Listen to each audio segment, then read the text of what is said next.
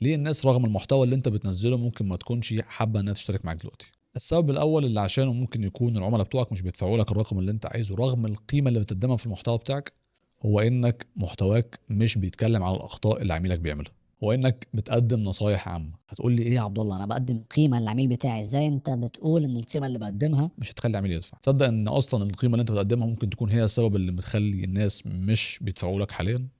خلّيني أقول لك الفكرة. النصايح العامة اللي أنت بتدّيها للعميل بتاعك في المحتوى بتاعك لطيفة وكل حاجة، مش معترض، ولكن هي مش بتشاور العميل على معتقد عنده حاليًا محتاج يتغيّر.